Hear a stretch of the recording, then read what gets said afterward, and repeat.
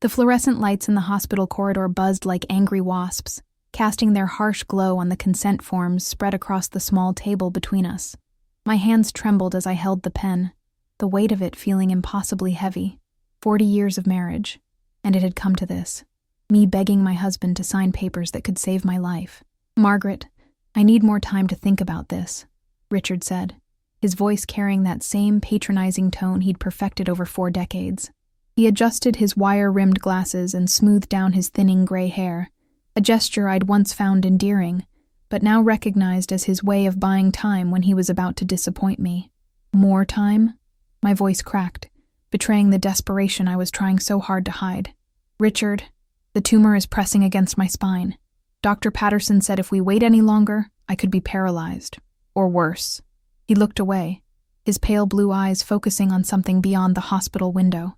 Outside, Houston's skyline shimmered in the late afternoon heat, the buildings wavering like a mirage. How fitting. Everything in my life was starting to feel like an illusion. "These experimental procedures are risky, Maggie. What if something goes wrong? What if you end up worse than before?"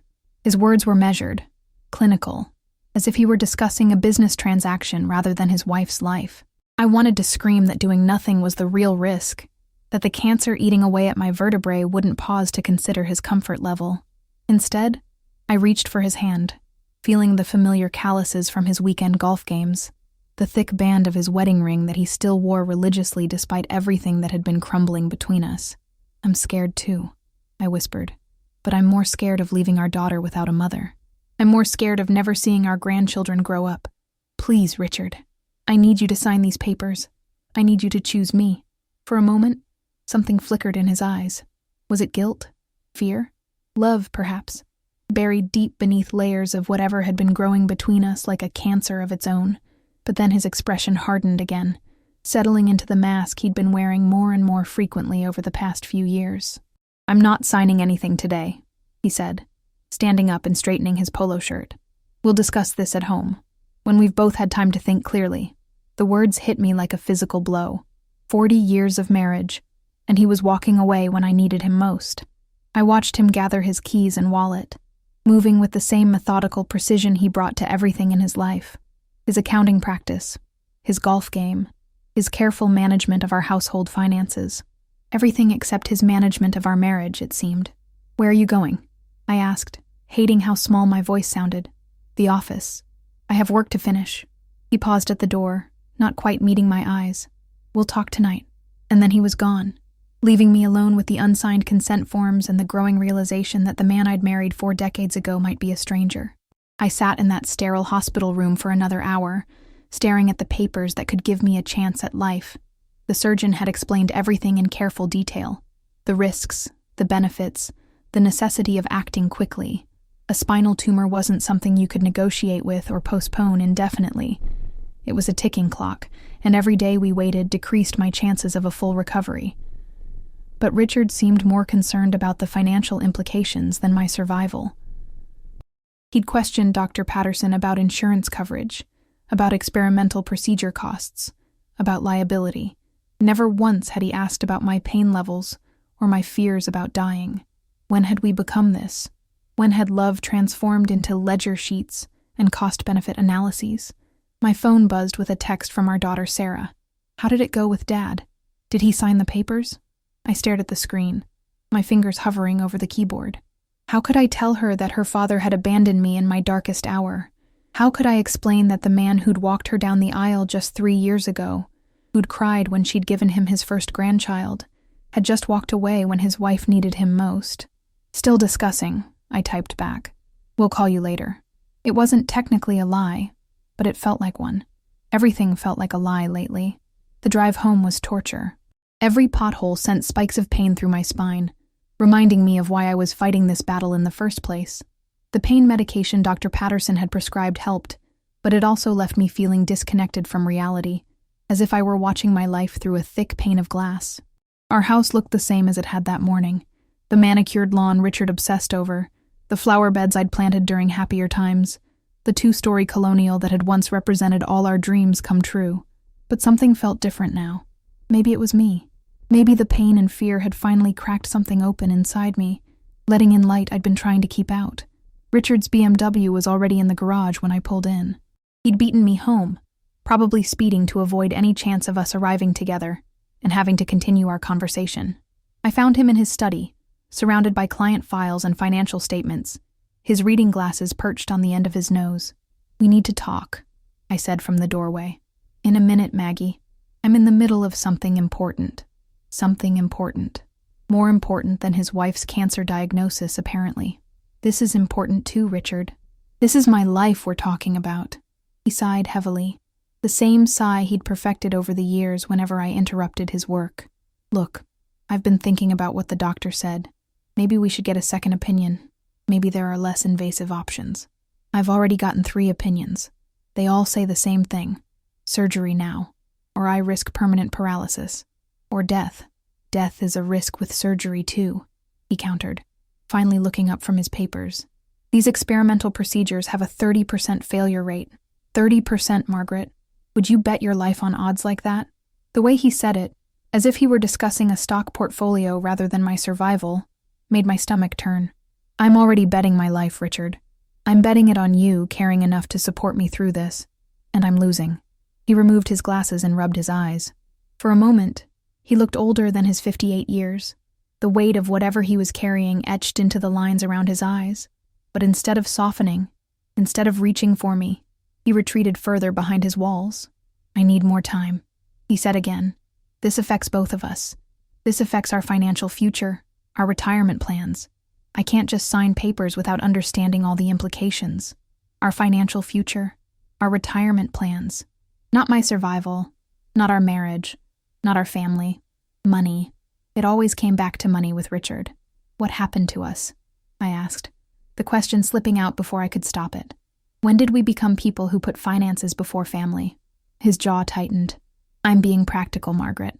Someone has to be. These medical bills are going to be enormous.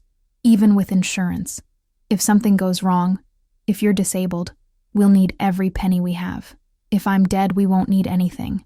The words hung in the air between us like a challenge. I waited for him to flinch, to show some emotion, to give me any sign that he understood what he was putting me through. Instead, he put his glasses back on and returned to his paperwork. "I'm not signing anything tonight," he said without looking up. "We'll revisit this tomorrow." That night, I lay awake listening to Richard's steady breathing beside me, wondering when we'd stopped being partners and become adversaries. The pain in my spine was getting worse, radiating down my legs in waves that made me bite my lip to keep from crying out. But the pain in my chest was worse, the agony of realizing that the person I'd trusted most in the world was failing me when I needed him most. I must have dozed off sometime before dawn, because I woke to the sound of Richard's shower running and the smell of coffee drifting up from the kitchen. My phone showed 3 missed calls from Sarah and 2 from my sister Linda. News traveled fast in our family. By the time I made it downstairs, Richard was already dressed for work, his tie knotted perfectly, his shoes polished to their usual shine. He looked up from his newspaper when I entered the kitchen, his expression guarded. "How did you sleep?" he asked, his tone carefully neutral. I didn't. I poured myself coffee with shaking hands, the simple motion sending fresh spears of pain through my back. "Richard, I can't wait anymore. The surgery is scheduled for Friday. With or without your signature, I'm having the procedure done." He set down his newspaper and studied me over his coffee cup. "You can't do that, Margaret. I'm your emergency contact. I'm your medical power of attorney. The hospital needs my consent." The casual way he said it, as if he were discussing a business merger rather than holding my life hostage, made my blood run cold. "You would really do that? You would really prevent me from getting the treatment I need?" "I'm protecting you," he said, but his eyes wouldn't meet mine. "I'm protecting both of us from making a decision we'll regret." I stared at this man I'd been married to for 40 years, trying to find traces of the boy who'd proposed to me on a beach in Galveston, who'd held my hand through 2 difficult pregnancies, who'd cried when his father died, and I was the only one who could comfort him. But all I saw was a stranger wearing my husband's face. "Who are you?" I whispered. "What happened to the man I married?" For just a moment his mask slipped, and I saw something raw and desperate in his eyes. But before I could process what it meant, he was standing, gathering his briefcase and keys with military efficiency. "I have to go to work," he said. "We'll talk about this tonight, when you're thinking more clearly." when I was thinking more clearly, as if pain and fear had somehow compromised my judgment, as if wanting to live was irrational. After he left, I sat in our kitchen surrounded by 40 years of accumulated memories. The photos on the refrigerator, the ceramic vase Sarah had made in elementary school, the coffee maker we'd gotten as a wedding gift and never replaced, and wondered if I'd been living in a fantasy all these years. My phone rang. Sarah's name flashed on the screen. "Mom?" Her voice was thick with worry. "I've been trying to call you. How did things go with Dad yesterday?" I closed my eyes, trying to find words that wouldn't destroy her faith in her father. "It's complicated, sweetheart." "What do you mean, complicated?" "Either he signed the papers or he didn't." "He didn't." The silence on the other end of the line stretched until I wondered if the call had dropped. When Sarah finally spoke, her voice was deadly quiet. "He didn't sign them." "No. Mom, you need this surgery. Dr. Patterson was very clear about that." "I know." Another long pause. Then, "I'm coming over." "Sarah, you don't need to—" "I'm coming over, Mom. We need to figure this out." She hung up before I could protest further. I sat there holding my silent phone, wondering if I should call her back and try to smooth things over, try to protect Richard from his daughter's anger. But I was tired of protecting everyone else at my own expense.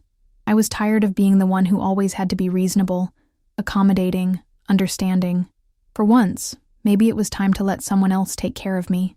An hour later, I heard Sarah's key in the front door.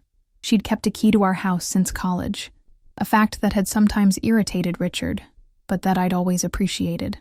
Today, I was grateful for the familiar sound of her footsteps in our entryway, her voice calling out, "Mom?"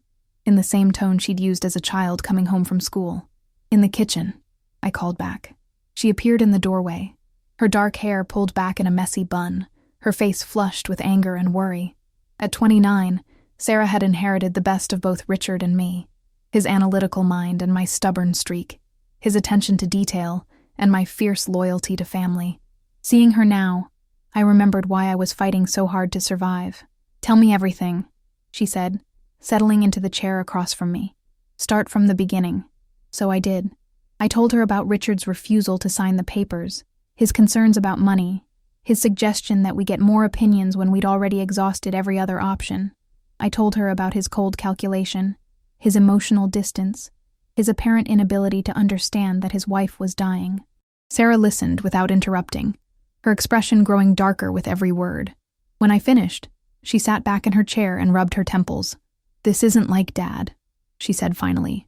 "I mean, yes, he's always been practical about money, but this is extreme, even for him. I don't know what's gotten into him," I admitted. "It's like he's a different person." Sarah was quiet for a moment, lost in thought. Then she looked up at me with an expression I'd never seen before, determined, almost predatory. "Mom, I need to ask you something, and I want you to be completely honest with me." My stomach tightened. "Okay. Have you noticed anything else different about Dad lately? Besides this situation with your surgery?" I thought about it, really considered her question. "He's been working longer hours, coming home later. He says he's busy with tax season, but..." I trailed off, realizing I'd been avoiding this train of thought for months. But what? Tax season ended 3 months ago. Sarah nodded slowly, as if I'd confirmed something she'd already suspected. "What about money? Have you noticed anything strange about your finances?" "Strange how?" "I don't know. Bills being paid late, accounts you can't access, anything like that." I frowned, trying to remember the last time I'd looked at our bank statements. Richard had always handled our finances. It was his area of expertise, after all, and I'd been happy to let him manage that side of our lives. But now that Sarah mentioned it, I realized I hadn't seen a bank statement or credit card bill in months. "He's been getting all the mail," I said slowly. "He says he wants to handle the financial stress so I can focus on getting better. But, Sarah, I haven't seen our bank account information in over 6 months. I haven't had access to our credit card statements, our investment portfolios, nothing. He says it's to protect me from stress, but what if..." I couldn't finish the thought. It was too terrible to consider. Sarah reached across the table and took my hand. "Mom, I think Dad might be hiding something from you. Something big." The words hit me like a physical blow, confirming fears I'd been trying to suppress for months. "What kind of something?" "I don't know yet, but I'm going to find out." There was steel in my daughter's voice, a determination that reminded me of myself at her age. before marriage and motherhood and 40 years of compromise had worn down my edges. How? I asked. She smiled, but it wasn't a pleasant expression. Dad's not the only one who knows how to research things. I'm going to do some digging, and I'm going to find out exactly what he's been hiding from you. Sarah, I don't want you to— Mom. She squeezed my hand. You raised me to fight for what's right. You raised me to protect the people I love. Let me protect you now. Looking into my daughter's eyes, I saw my own fierce love reflected back at me, amplified and focused like sunlight through a magnifying glass. Whatever Richard was hiding, whatever had turned him into this cold stranger, Sarah was going to uncover it. And for the first time in months, I felt a flicker of hope. What do you need me to do? I asked. I need you to get me access to Dad's study. I need passwords, account numbers, anything you can remember. And Mom? She paused, her expression serious. I need you to be prepared for whatever we might find, because if Dad is hiding something big enough to make him risk your life to keep it secret, it's not going to be good. I nodded, understanding that we were crossing a line we couldn't uncross. But as another wave of pain shot through my spine, reminding me of the clock ticking away my chances for survival, I realized we'd already crossed it the moment Richard walked out of that hospital room. The battle for my life was just beginning. That afternoon, while Richard was safely ensconced in his office downtown, Sarah and I embarked on our clandestine mission. I felt like a spy in my own home, creeping around the house I'd lived in for 23 years as if I were trespassing. But desperate times called for desperate measures, and my desperation was reaching critical mass.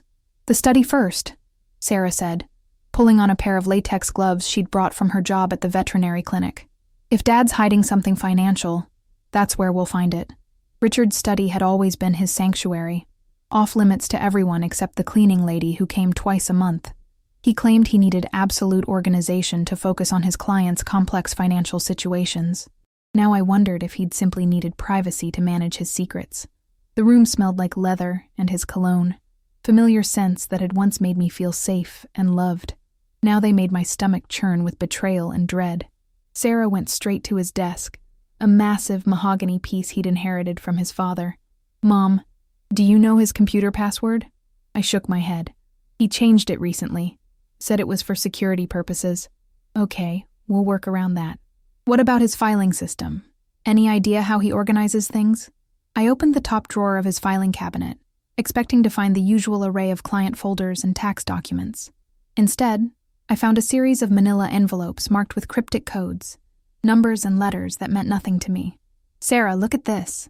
She peered over my shoulder as I pulled out one of the envelopes. Inside were bank statements for an account I'd never seen before, an account with my name on it, but showing transactions I'd never authorized. Mom, this account shows regular transfers of $5,000 per month, Sarah said, scanning the statements. Going back almost 2 years. I never opened this account. My hands were shaking as I flipped through the pages. These aren't my transactions. I never authorized any of this. Sarah's face was grim as she photographed each page with her phone. Keep looking, Mom. If there's one secret account, there might be more. The next envelope contained credit card statements for cards I'd never applied for. Cards that showed thousands of dollars in charges for restaurants I'd never been to, hotels in cities I'd never visited, purchases at stores I'd never shopped at. Sarah, look at this charge. I pointed to a line item that made my blood run cold. Tiffany & Company, Houston. $8,000. Last month. Sarah's eyes narrowed. Did Dad buy you jewelry last month? He didn't buy me jewelry for my birthday, or our anniversary, or Christmas. The implications were starting to sink in, and I felt physically sick. We kept digging, and with each envelope we opened, the picture became clearer and more devastating. Richard had been living a double life, funded by money he'd been systematically stealing from our joint accounts, from my personal savings, from the college fund we'd established for our future grandchildren. But the worst discovery was yet to come. In the bottom drawer, hidden behind a false back that Sarah discovered by accident, we found a key to a safety deposit box I'd never heard of, and tucked behind the key was a small notebook filled with Richard's meticulous handwriting. Sarah opened the notebook and began reading, her face growing paler with each page. Finally, she looked up at me with an expression of pure horror. Mom, you need to sit down. I'm fine standing. What did you find? Please sit down. I perched on the edge of Richard's leather chair, the same chair where he'd sat just that morning, calmly explaining why he couldn't sign papers to save my life. "Tell me." Sarah took a deep breath. "According to this notebook, Dad has been embezzling money from his clients for the past 3 years. He's been using their investment accounts as his personal bank, replacing the money just before audit periods, but keeping it for months at a time to fund other activities." The room spun around me. "What other activities?" Sarah's voice was barely a whisper. "Mom, Dad has been having an affair. Multiple affairs, actually. This notebook documents payments to women, hotel expenses, gifts, even what looks like rent payments for an apartment." I stared at my daughter, my mind refusing to process what she was telling me. "That's impossible. Your father is many things, but he's not a cheater. He's not a thief." "Mom, no." I stood up, pacing to the window that looked out over the garden I'd spent 20 years cultivating. "There has to be an explanation. Maybe these are legitimate business expenses. Maybe—" "Mom, there are photographs." The word stopped me cold. I turned around slowly, dreading what I was about to see. Sarah held out her phone, her face full of pain and sympathy. On the screen was a photo she'd taken of several pictures hidden in the notebook. Richard with a woman who looked to be in her 30s, beautiful and blonde, and everything I used to be 30 years ago. They were kissing in what appeared to be a hotel room. He was wearing the watch I'd given him for his 50th birthday. The second photo showed them in a restaurant, her hand over his across the table, both of them laughing at some private joke. He looked happier than I'd seen him in years. The third photo was the worst. Richard coming out of a jewelry store, carrying a small bag that undoubtedly contained the $8,000 Tiffany purchase I'd seen on the credit card statement. His face was bright with the kind of anticipation I remembered from our early dating days, when he'd surprise me with little gifts just because he loved seeing me smile. "Her name is Christina," Sarah said quietly, reading from another page in the notebook.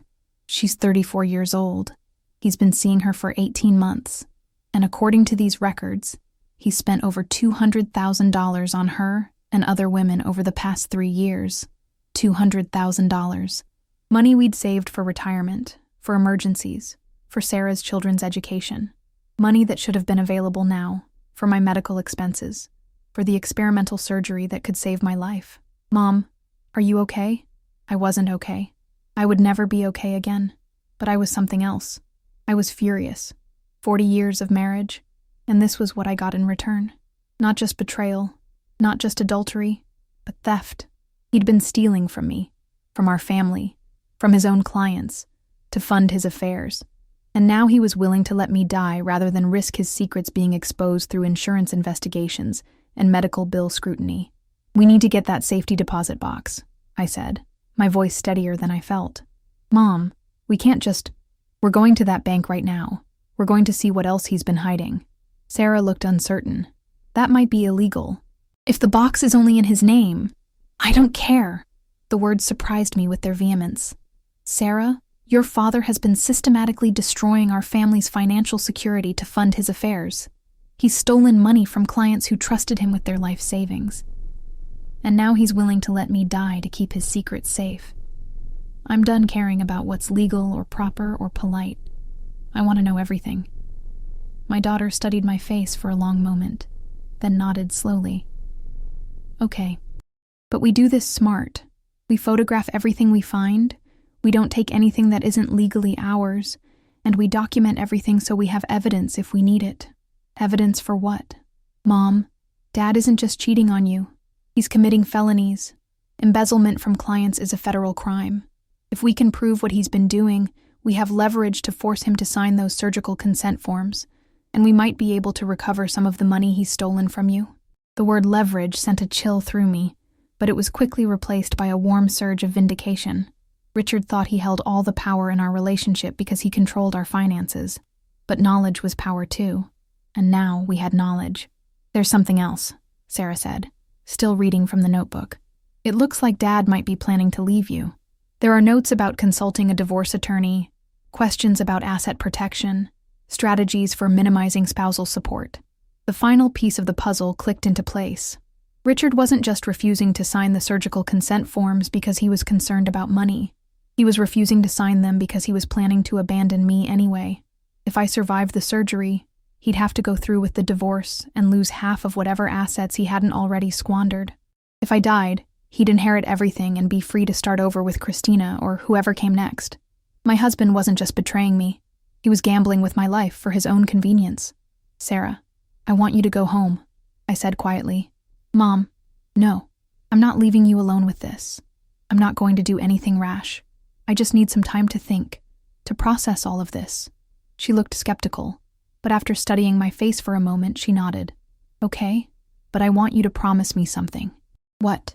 Don't confront Dad tonight. Not yet. We need a plan first. We need to be smart about this.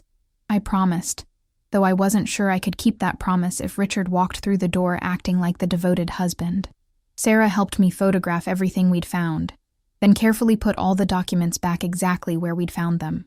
We'd learned enough for one day. After Sarah left, I sat in my living room surrounded by 40 years of memories and tried to reconcile the man in those photographs with the husband I'd thought I knew. How had I missed this? How had I been so blind?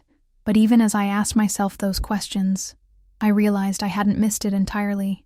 There had been signs, the late nights, the unexplained expenses he'd brushed off as business costs, the gradual emotional distance, the way he'd stopped really seeing me when I walked into a room. I'd noticed, but I'd chosen to trust instead of investigate. I'd chosen love over suspicion, faith over doubt, and he'd repaid that trust by stealing from me, cheating on me, and now trying to control whether I lived or died. My phone buzzed with a text message.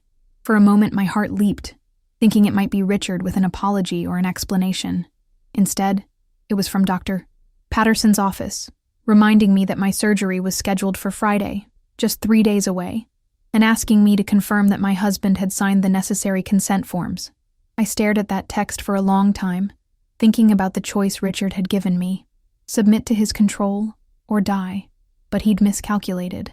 He'd assumed I had no other options, no other sources of power or support. He was wrong. I called Dr. Patterson's office and spoke directly with the surgeon. Dr. Patterson, this is Margaret Hartwell. I have a question about the consent forms for my surgery on Friday. Of course, Mrs. Hartwell. Is there a problem? My husband is having difficulty making a decision about the forms. But I want to be very clear. I am choosing to have this surgery. If something happens to me because of delays or complications related to consent issues, I want it on record that this was my choice, and that any delays were against my explicit wishes. There was a pause. Mrs. Hartwell, is your husband preventing you from getting necessary medical treatment? The question hung in the air like a lifeline. Doctor, what are my options if my medical power of attorney is not acting in my best interests? There are legal remedies available. We can petition the court for emergency guardianship if necessary, or help you revoke the existing power of attorney and assign it to someone else. Mrs. Hartwell, your husband cannot legally prevent you from making your own medical decisions if you're competent to make them. Relief flooded through me. Richard didn't have as much power as he thought he did. Doctor, I'd like to schedule a meeting for tomorrow morning. I want to explore my options for proceeding with the surgery, with or without my husband's cooperation. Of course, I'll have my office call you with available appointment times. After I hung up, I felt something I hadn't experienced in months. Hope. Not just hope for survival, but hope for justice. Richard thought he could control my fate, manipulate me through fear and dependency, but he'd forgotten something important about the woman he'd married 40 years ago. I'd never been the type to go down without a fight. That evening, Richard came home at his usual time, acting as if nothing had happened. He kissed my cheek perfunctorily and asked about my day, as if he hadn't left me at the hospital the day before, as if he weren't systematically destroying our family's financial future, as if he weren't gambling with my life. How was your day, dear? He asked, loosening his tie. Enlightening, I replied, watching his face for any sign that he suspected what Sarah and I had discovered. Good. I'm glad you're keeping busy. He paused in the kitchen doorway. Margaret, I've been thinking about what we discussed yesterday. My heart rate sped up, and I think we should postpone the surgery for a few more weeks. Give us time to explore other options. Maybe get that fourth opinion. A few more weeks. Time for me to deteriorate further. For the tumor to grow. For my chances of survival to diminish. Time for him to move more assets beyond my reach. To finalize his escape plan. Richard, I said carefully, what if I don't have a few more weeks? He shrugged, already turning toward his study. Then we'll deal with that when it happens. deal with that when it happens. As if my death would be merely an inconvenience to be managed. I watched him disappear into his sanctuary, into the room where we'd uncovered his secrets just hours earlier, and I realized that Sarah was wrong about one thing. I wasn't going to wait for a plan. I was going to end this tomorrow. The police arrived 45 minutes later. 2 detectives in unmarked cars who looked like they'd rather be anywhere else than in our suburban kitchen, listening to a story about embezzlement and insurance fraud. Detective Martinez, a woman about Sarah's age with kind eyes and a no-nonsense demeanor, took detailed notes while her partner, Detective Chen, photographed the evidence Sarah had organized with methodical precision. Richard sat at our kitchen table like a condemned man, which I supposed he was. He'd stopped trying to explain or justify his actions, and had instead retreated into a silence that felt more like surrender than defiance. Every few minutes, he'd glance at me with an expression of such profound regret that I had to look away.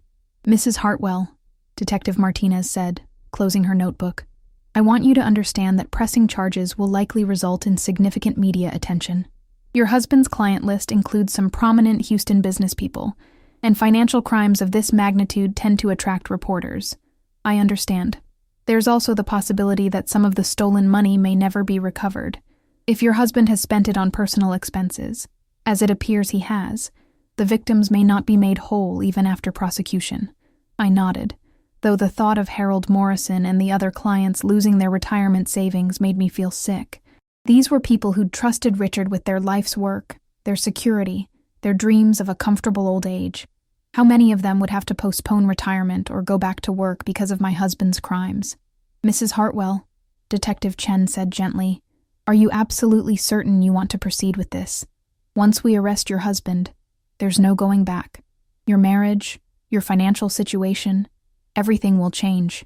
I looked around our kitchen, at the photos on the refrigerator documenting 40 years of shared memories, at the ceramic bowl Sarah had made in 3rd grade that we still used for fruit, at the coffee maker that had been a wedding gift and still worked perfectly after all these years. This house had been our sanctuary, our symbol of everything we'd built together, but it had all been built on lies. "I'm certain," I said. Detective Martinez nodded and stood up. "Mr. Hartwell, you have the right to remain silent." As they read Richard his rights, I felt Sarah's hand slip into mine. We stood together in our kitchen, watching the man who'd been the center of our family being handcuffed and led away. At the doorway, Richard turned back to look at me one last time. "Margaret," he said, his voice breaking, "I hope you survive the surgery. I hope you live to be 100. I hope you find a way to be happy again." Then he was gone, leaving Sarah and me alone in a house that suddenly felt enormous and empty. "Mom, are you okay?" I considered the question seriously. Was I okay? My husband had just been arrested for embezzling nearly $500,000 from his clients. My marriage was over. My financial security was probably destroyed. I was facing major surgery tomorrow with no one but my daughter for support. But I was alive. And for the first time in months, I was free to fight for my survival, without worrying about anyone else's agenda. "I'm going to be okay," I said, and meant it. The rest of that day passed in a blur of phone calls and paperwork. Sarah called her husband to explain why she wouldn't be coming home that night. I called Dr. Patterson's office to confirm that the surgery was still scheduled for tomorrow morning, despite the day's dramatic developments. The hospital's financial counselor called to discuss payment arrangements, now that my husband was in jail and our assets were likely to be frozen during the investigation. "Don't worry about it," Sarah said when I hung up looking worried. "I've got money saved. Whatever insurance doesn't cover, I'll take care of." "Sarah, I can't let you—" "Mom, you saved for my college education, my wedding, the down payment on my house. You've been taking care of me my whole life. Let me take care of you now." That evening, we sat in my living room eating takeout Chinese food and trying to pretend this was a normal night before a major medical procedure. Sarah had brought a bag of things to keep me occupied during recovery: books, magazines, a tablet loaded with movies and TV shows. She'd thought of everything except how to pretend that our world hadn't completely imploded in the span of 24 hours. "Mom, can I ask you something?" "Of course." "Are you angry? I mean, really angry? Because if I were you, I think I'd want to burn the whole world down." I thought about her question while I picked at my lo mein. Was I angry? Yes, of course I was. I was furious at Richard for his betrayal, his lies, his willingness to gamble with my life. But underneath the anger was something else, something that felt almost like relief. "I'm angry," I said finally, "but I'm also free. For the first time in years, maybe decades, I don't have to worry about keeping someone else happy at my own expense. I don't have to pretend everything is fine when it's not. I don't have to make excuses for someone else's behavior." "What will you do after you recover from surgery? I don't know.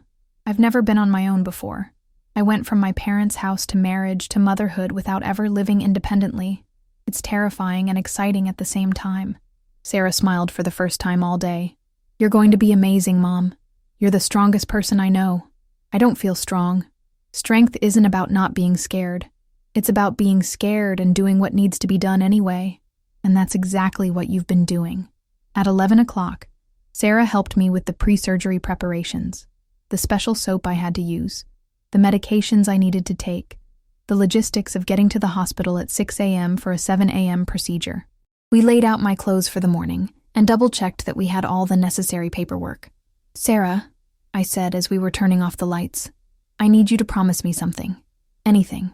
If something goes wrong tomorrow, if the surgery doesn't go well, I need you to know that these last few days have been some of the most important of my life. You saved me, sweetheart. Not just from your father's lies, but from a life where I'd forgotten who I really was." Tears were running down her face. "Mom, don't talk like that. The surgery is going to go perfectly, and you're going to recover completely, and we're going to figure out this new life together. I know, but just in case, I wanted you to know." That night, I lay in my empty bed staring at the ceiling and thinking about the strange turns life could take. This time yesterday, I'd been trapped in a marriage with a man who was actively hoping for my death. Tonight, I was alone but free, facing uncertain surgery but finally in control of my own destiny. My phone buzzed with a text message from an unknown number. For a moment, I thought it might be Richard calling from jail, though I wasn't sure if that was even allowed. Instead, the message was from Harold Morrison, Richard's biggest client. "Mrs. Hartwell, I just heard about what happened. I want you to know that I don't blame you for your husband's actions, and I'm praying for your successful surgery tomorrow. You're a good woman who deserves better than what you've been through." I stared at that message for a long time, overwhelmed by the kindness of a man who had every right to hate me by association. Harold Morrison was 73 years old, a retired teacher whose wife had died 2 years ago, and whose only security was the pension fund Richard had been systematically looting, and he was wishing me well. More messages came throughout the night. Richard's other clients, people I'd known socially for years, all expressing support and separating me from my husband's crimes. It was grace I didn't deserve, and kindness I desperately needed. At 5 a.m., Sarah woke me up with coffee and toast I couldn't eat. My stomach was too nervous, too knotted with anxiety about the day ahead, but I drank the coffee and appreciated the ritual of normalcy. "Ready?" Sarah asked, as we gathered my hospital bag and headed for the door. I looked back at the house where I'd lived for 23 years, where I'd raised my daughter and built what I'd thought was a solid marriage. I didn't know what would happen to this house, whether it would be seized as part of the criminal investigation, whether I'd be able to afford the mortgage on my own, whether I'd even want to live here after everything that had happened. But that was a problem for later. Right now, I had a surgery to survive and a life to reclaim. "Ready?" I said. The hospital was quiet in the early morning, with only the most essential staff on duty. Dr. Patterson met us in the pre-surgery area, looking calm and confident in his scrubs. He went over the procedure one more time, explained the risks and benefits, and answered Sarah's anxious questions with patience and thoroughness. "Mrs. Hartwell, I want you to know that you're making the right choice," he said. "This surgery gives you an excellent chance at a full recovery. Without it, the outcome would be very different." "Doctor," I said, "if something goes wrong, I want you to know that this was my choice. Whatever happens, I chose to fight." "Nothing is going to go wrong," Sarah said fiercely. "You're going to be fine." As they wheeled me toward the operating room, I saw the future stretching ahead of me like an open road. I didn't know where it would lead, whether I'd have to sell the house, whether I'd go back to work after 20 years as a housewife, whether I'd ever trust anyone enough to love again. But for the first time in decades, the future was mine to choose. The anesthesia began to take effect as they positioned me on the operating table. My last conscious thought was a prayer of gratitude, not just for survival, but for the courage to save myself when no one else would. I woke up in recovery to the sound of Sarah's voice reading something aloud. Poetry, I realized as my mind cleared. Mary Oliver, my favorite. Sarah was sitting beside my bed, a book in her lap, sunlight streaming through the windows behind her. The summer day, I whispered, recognizing the poem. Sarah looked up, her face breaking into a smile that was equal parts relief and joy. Mom, how do you feel? I took inventory of my body, expecting the familiar spears of pain that had been my constant companions for months. Instead, there was only the dull ache of surgical healing and a profound absence of the crushing pressure that had been slowly paralyzing me. Different, I said. The pain is different. Dr. Patterson appeared beside Sarah, his face radiating satisfaction. The surgery was a complete success, Mrs. Hartwell. We were able to remove the entire tumor, and there was no damage to the spinal cord. Your mobility should return to normal as you heal. Tears were running down my face before I realized I was crying. It's really gone? It's really gone. The pathology report will take a few more days, but based on what I saw during surgery, I'm very optimistic about your prognosis.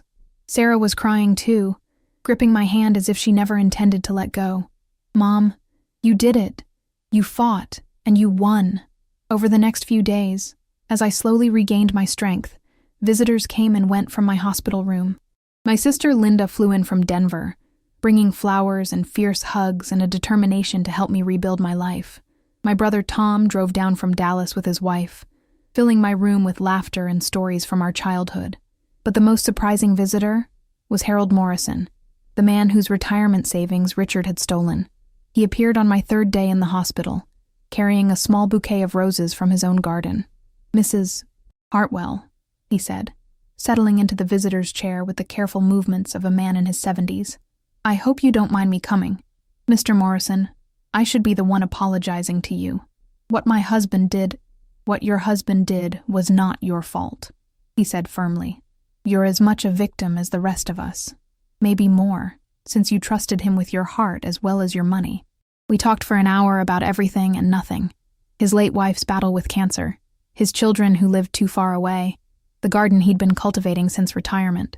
He told me about the support group he'd started for Richard's other victims, how they'd decided to focus on healing rather than revenge. Anger is a luxury I can't afford at my age, he said with a gentle smile. I'd rather spend my remaining years grateful for what I have than bitter about what I've lost. When he left, he pressed a piece of paper into my hand. A phone number. That's my daughter's number. She's a lawyer in Austin, specializes in financial crimes. She's offered to help you navigate the legal mess your husband left behind. No charge. The legal mess was indeed complicated. Richard had been charged with 12 felony counts related to embezzlement, fraud, and theft. The district attorney was pushing for a plea deal that would result in 5 to 7 years in prison, restitution to his victims, and the forfeiture of most of our assets. The house will probably have to be sold, Sarah explained during one of our conversations about the future. But there should be enough left over after restitution for you to buy something smaller, maybe a condo or a townhouse. I'm not sure I want to stay in Houston anyway, I said. Too many memories, too many people who know what happened. Where would you want to go? I'd been thinking about that question a lot during my recovery. Where did a 55-year-old woman with no career and a scandal-ridden past start over? Maybe Austin, I said. It's close enough that you could visit easily, but far enough to feel like a real fresh start. And there are more opportunities there for someone my age to go back to school or start a new career. What kind of career? I don't know yet. Maybe something in counseling or social work, helping other women who've been through betrayal or abuse. Or maybe something completely different. Art therapy, writing, teaching. The point is, it would be my choice. Sarah smiled. I think that sounds perfect, Mom. The divorce proceedings were surprisingly straightforward, given Richard's legal situation. He agreed to everything, the division of assets, the spousal support arrangement, even my request to revert to my maiden name. His lawyer explained that he wasn't in a position to negotiate, given the criminal charges hanging over him. I saw him only once during the legal proceedings, when I had to give my deposition for the criminal case. He looked older, grayer, diminished by his circumstances. When our eyes met across the conference table, I saw the same regret and shame that had been there the day he was arrested. Margaret, he said quietly when we had a moment alone. "I know you'll probably never forgive me, but I want you to know that I'm getting help. Real help this time. Therapy, support groups, financial counseling. I'm trying to understand how I became someone I don't recognize." "That's good, Richard. I hope it helps." "How are you feeling? The surgery, did it work?" "I'm cancer-free. Full recovery expected." Relief flooded his face. "I'm so glad. I'm so sorry I put you through that. Sorry I made you fight for your life alone." "I wasn't alone. I had Sarah. I had people who actually cared about me." He flinched at the implied criticism, but he didn't argue. "What will you do now?" "Live," I said simply. "I'm going to live." 6 months later, I was loading boxes into a moving truck in front of the house where I'd spent 23 years of my life. The sale had gone through quickly. Apparently, even scandal couldn't keep Houston real estate prices down. After paying off the mortgage and setting aside money for restitution, I had enough left for a small down payment on a condo in Austin and a modest nest egg to support myself while I figured out what came next. Sarah and her husband helped with the move, along with my sister Linda and several friends who'd rallied around me throughout the ordeal. It felt like a celebration rather than an ending, the first day of a life I was choosing for myself. My new home was a 2-bedroom condo in South Austin, with a small patio where I could grow herbs and vegetables. It was a fraction of the size of the house I was leaving behind, but it felt infinite with possibility. "Mom," Sarah said as we unpacked boxes in my new kitchen, "I have something for you." She handed me a small wrapped package. Inside was a silver bracelet engraved with a simple phrase. She believed she could, so she did. "I had it made for your 1-year cancer-free anniversary," Sarah said. "But I thought you might need it now as you start this new chapter." I fastened the bracelet around my wrist, feeling its weight like a promise to myself. "Thank you, sweetheart, for everything. For saving my life, for supporting me through the worst year I've ever experienced, for believing in me when I couldn't believe in myself. You saved your own life, Mom. I just helped you find the courage you already had." That night, after everyone had gone home and I was alone in my new space, I sat on my small patio under the Texas stars and thought about the woman I'd been a year ago, trapped in a marriage that was slowly killing her, too afraid to fight for her own survival, too trusting to see the betrayal happening right under her nose. That woman was gone, and I didn't miss her. The woman I was becoming was stronger, more independent, less willing to accept less than she deserved. She was also more compassionate, having learned that survival sometimes required asking for help, and that strength could be found in vulnerability. 2 weeks after moving to Austin, I enrolled in a graduate program in counseling psychology at the University of Texas. At 56, I was older than most of my classmates, but my life experience gave me insights that couldn't be learned from textbooks. My professor in my first class, a woman about my age who'd also changed careers later in life, asked each student to introduce themselves and explain what had brought them to the program. When my turn came, I stood up and looked around the room at these young faces, all eager to help heal the world. "My name is Margaret Williams," I said, using my maiden name for the first time in 40 years. "I'm here because I learned that sometimes the person who most needs saving is yourself. And I'm here because I believe that survival isn't enough. We have to learn how to thrive." As I sat back down, I felt the weight of the silver bracelet on my wrist and smiled. She believed she could, so she did. The future stretched ahead of me like an open highway, full of possibilities. Part 3. The Confrontation. The next morning, I woke before dawn with a clarity I hadn't experienced in months. The pain in my spine was still there, radiating down my legs in familiar waves, but it felt different somehow, like background noise that I could acknowledge without letting it control me. Perhaps it was the painkillers, or perhaps it was the righteous anger burning through my system like rocket fuel. Richard was still sleeping, his face peaceful in the gray pre-dawn light. Looking at him now, I tried to find traces of the young man who'd proposed to me on a beach in Galveston, who'd promised to love and cherish me through sickness and health, but all I saw was a stranger who'd been systematically destroying our life together, while I'd been too trusting to notice. I slipped out of bed quietly and made my way to the kitchen, moving carefully to avoid triggering the worst of the spinal pain. My phone showed a text from Sarah, sent at 5:30 a.m. "Mom, please don't do anything until we talk. I have more information. Important information. More information." I wondered what else there was to discover about Richard's betrayal. Did it matter at this point? Could anything be worse than what we'd already uncovered? I was halfway through my first cup of coffee when Richard appeared in the kitchen, already dressed for work despite the early hour. His hair was perfectly combed, his tie knotted with mathematical precision. Everything about him screamed control and order, exactly the opposite of what my life had become. "You're up early," he observed, pouring his own coffee. "Couldn't sleep. The pain?" For a moment, I almost fell into our old pattern, me sharing my struggles, him offering perfunctory sympathy while his mind was clearly elsewhere. But I caught myself just in time. "Yes, the pain," I said, along with a few other things. He glanced at me over his coffee cup, and I saw a flicker of wariness in his eyes. "What other things?" This was the moment, the point of no return. Once I spoke, there would be no going back to the comfortable lies we'd been living with. "I know about Christina." The coffee cup froze halfway to his lips. For just a second, his carefully constructed mask slipped completely, and I saw raw panic in his eyes. Then, just as quickly, the mask was back in place, but his hand was trembling slightly as he set the cup down. "I don't know what you're talking about," he said, but his voice lacked its usual authority. "Christina Peterson, 34 years old, blonde, beautiful. The woman you've been spending our retirement money on for the past 18 months. I kept my voice steady, clinical, the same tone he'd used when discussing my surgery. "Should I go on?"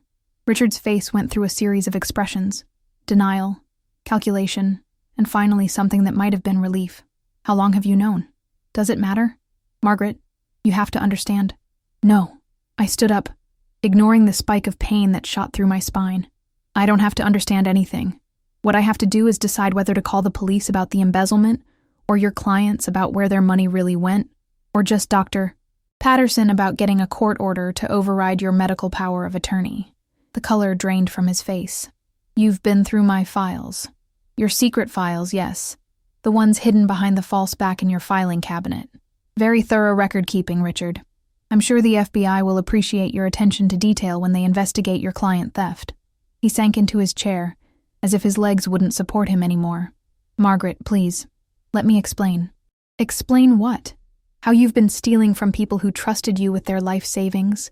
How you've been using our money, my money, to buy jewelry for your mistress while refusing to sign papers that could save my life. How you've been planning to divorce me and leave me with nothing. It's not what you think." "Then what is it, Richard? Because from where I'm sitting, it looks like you've been planning my financial destruction for years, and now you're hoping cancer will finish the job for you." His shoulders sagged, and for the first time in our 40-year marriage, I saw him completely defeated. I never wanted it to go this far, but it has gone this far.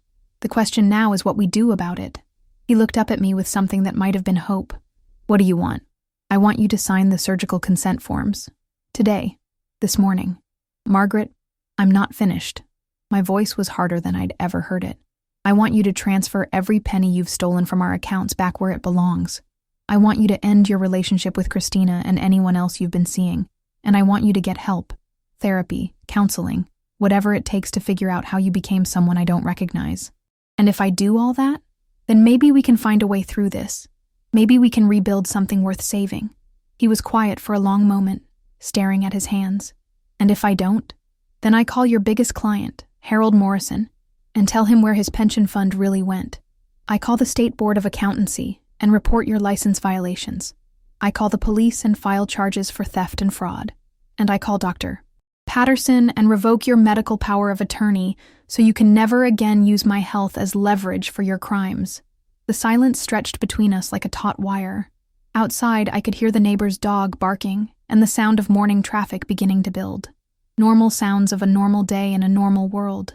Everything mine was no longer. "You'd really destroy me," he said finally. "You destroyed us first, Richard. I'm just deciding whether to let you take me down with you." My phone buzzed with another text from Sarah, but I ignored it. This moment was too important to break. Richard stood up slowly, like an old man, though he was only 58. "The consent forms are at the hospital. Dr. Patterson is expecting us at 10 o'clock. "Us? Did you think I was going to let you out of my sight after everything you've put me through?" He nodded, accepting the reality of his situation. "What about the other things you mentioned?" "The stolen money gets returned to our accounts by end of business today. The affairs end immediately, and I mean a clean break, Richard. No goodbye visits, no final explanations, nothing, and you start therapy next week. How do I know you won't report me anyway? I studied this man I'd been married to for 40 years, trying to decide if there was anything left worth saving. Because despite everything you've done to me, I still remember who you used to be. The man who held my hand during my mother's funeral. The man who cried when Sarah was born. The man who used to look at me like I was the most beautiful woman in the world. Tears were running down his cheeks now. The first genuine emotion I'd seen from him in months. I'm so sorry, Margaret. I never meant for any of this to happen. I know you didn't. But intentions don't matter anymore, Richard. Actions matter. Choices matter.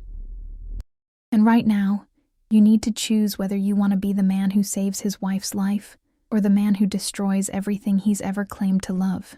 He wiped his eyes with the back of his hand, a gesture that reminded me achingly of the young man I'd fallen in love with. What time did you say the appointment was? 10 o'clock. I'll cancel my morning meetings. It wasn't forgiveness, not yet, maybe not ever, but it was a beginning. 2 hours later, we sat in Dr. Patterson's office as Richard signed the surgical consent forms with a shaking hand.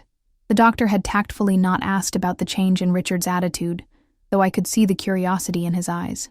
Mrs. Hartwell, Dr. Patterson said, after Richard had signed the last form, I want you to know that you're making the right decision.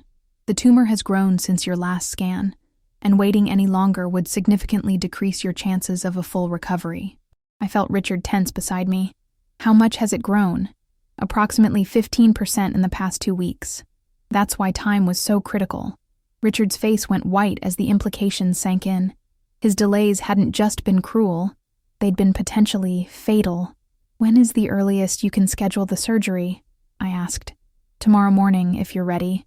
I know that's sooner than we originally planned, but given the tumor's growth rate, tomorrow is perfect. As we left the hospital, Richard was unusually quiet. We drove home in silence, both of us lost in our own thoughts. It wasn't until we were sitting in our kitchen that he finally spoke. I almost killed you. Yes. I was so focused on protecting myself, on keeping my secrets, that I almost killed my own wife. I didn't respond. There wasn't anything I could say that would make it better or worse. Margaret, I know you probably can't forgive me. I know I don't deserve forgiveness. But I want you to know that I'm going to spend the rest of my life trying to make this right. The rest of your life might not be very long, I said quietly. When Harold Morrison finds out what you did with his money, when the state board investigates your license, when the police get involved. Richard, you're looking at prison time. He nodded, accepting the reality of his situation. I know, I've known for months. That's why I was so desperate to keep it quiet. And you thought my death would solve your problems. I thought... He paused, struggling to find words. I thought if you died, the insurance money would let me pay everyone back, and no one would ever have to know what I'd done. I told myself I was protecting you from the shame of being married to a criminal. You were protecting yourself. Yes, I was protecting myself, and I nearly destroyed the one person who mattered most to me in the process. My phone rang, interrupting the moment. Sarah's name flashed on the screen. Mom, thank God you're answering. I've been trying to reach you all morning. I'm sorry, sweetheart. Your father and I were at the hospital. He signed the consent forms. He did? The relief in her voice was palpable. Mom, that's wonderful news. When is the surgery? Tomorrow morning. Tomorrow? That's so soon. The tumor has grown. We can't wait any longer. Okay, I'm taking time off work. I'll be there tonight to help you prepare, and I'll stay with you through the surgery. Sarah, you don't need to... Mom, I'm going to be there. Period. But first, I need to tell you about what I found today. It's important. I glanced at Richard, who was listening to my side of the conversation with obvious anxiety. What did you find? I can't talk about it over the phone.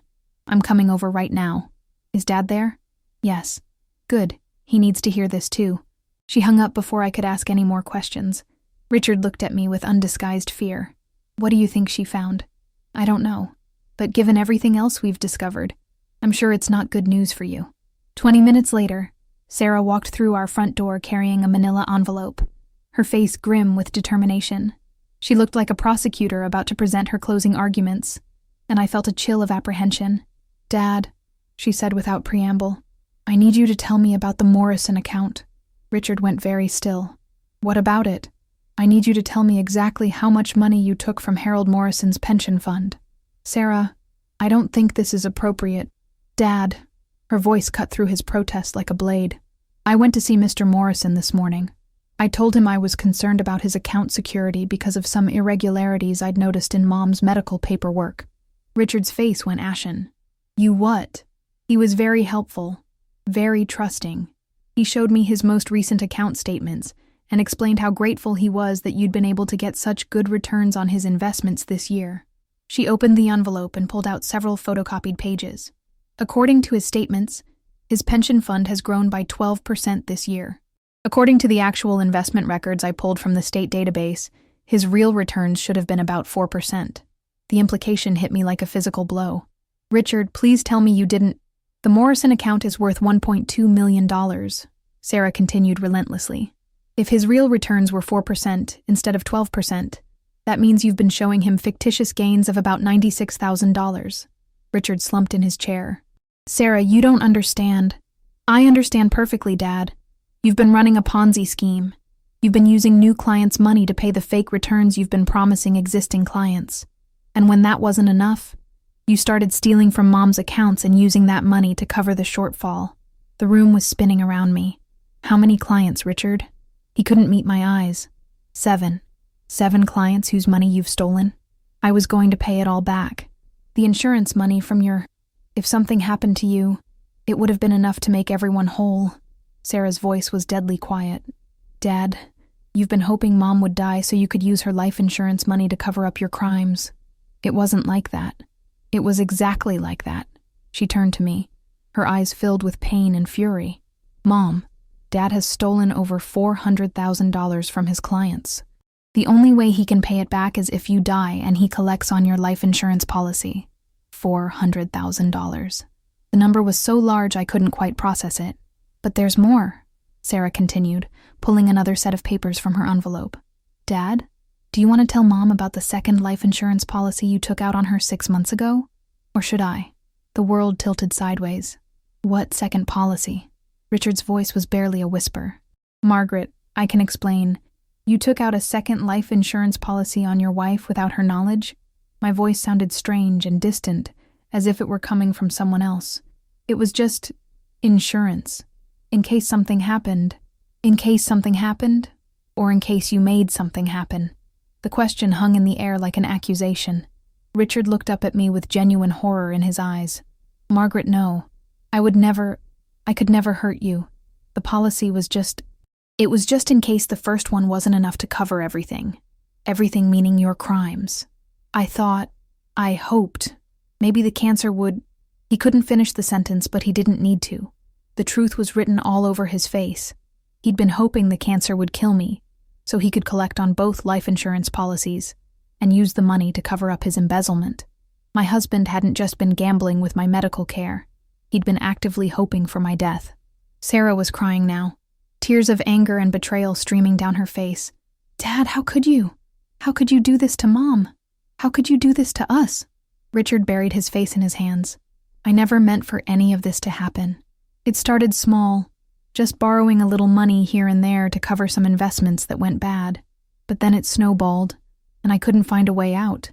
And when Margaret got sick, I thought, you thought maybe you'd gotten lucky." I finished. "You thought cancer would solve all your problems. I'm so sorry," he sobbed. "I'm so sorry." But sorry wasn't enough. Not anymore. I looked at my daughter, this strong, fierce woman who'd risked everything to uncover the truth and save my life. Then I looked at my husband, this broken man who'd been willing to sacrifice me to save himself. The choice was clear. "Sarah," I said quietly, "call the police."